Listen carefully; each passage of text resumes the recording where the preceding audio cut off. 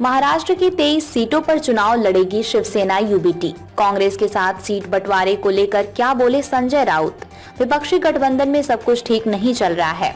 गठबंधन के दलों के बीच सीटों के बंटवारे पर बातचीत शुरू ही हुई है कि आपसी खटपट सुनाई देने लगी है। उद्धव ठाकरे के नेतृत्व वाली शिवसेना यूबीटी ने महाराष्ट्र की 48 लोकसभा सीटों में से 23 सीटों पर दावा ठोका है।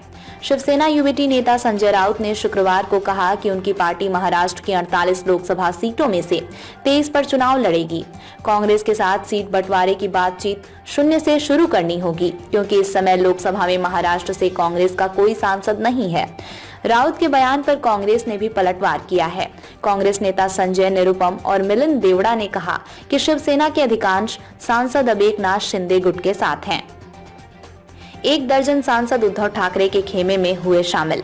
कांग्रेस अब महाविकास अघाड़ी एमवीए गठबंधन में सबसे बड़ी पार्टी है। उद्धव ठाकरे के नेतृत्व वाली शिवसेना राष्ट्रवादी कांग्रेस पार्टी का शरद पवार गुट और कांग्रेस एमवीए का हिस्सा है। राउत ने कहा, हमने कहा है कि हम महाराष्ट्र में 23 सीटों पर चुनाव लड़ रहे हैं। दादरा नगर हवेली में भी चुनाव लड़ेंगी। राज्य में कांग्रेस के साथ बातचीत शून्य से शुरू करनी होगी। कांग्रेस नेता संजय निरुपम ने राउत पर पलटवार करते हुए कहा कि शिवसेना यूबीटी अपने दम पर कोई सीट नहीं जीत सकती। शिवसेना के 18 सांसदों में से 1 दर्जन से अधिक सांसद उद्धव ठाकरे खेमे को छोड़कर शिंदे गुट में शामिल हो गए हैं। 23 सीटों पर चुनाव लड़ा और 18 सीटें जीती। इस बात की भी गारंटी नहीं है कि बाकी सांसद उनके साथ रहेंगे या नहीं। एक अन्य कांग्रेस नेता मिलिंद देवड़ा ने एक्स पर पोस्ट किया, महाराष्ट्र में कोई भी गठबंधन राज्य कांग्रेस नेतृत्व के परामर्श के बिना संभव नहीं है।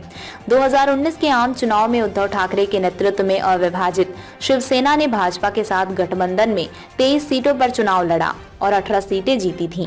एनसीपी ने महाराष्ट्र में 4 सीटें जीती और कांग्रेस ने केवल 1 सीट जीती। चंद्रपुर से कांग्रेस के एकमात्र सांसद बालू धानोरकर का इस साल की शुरुआत में निधन हो गया।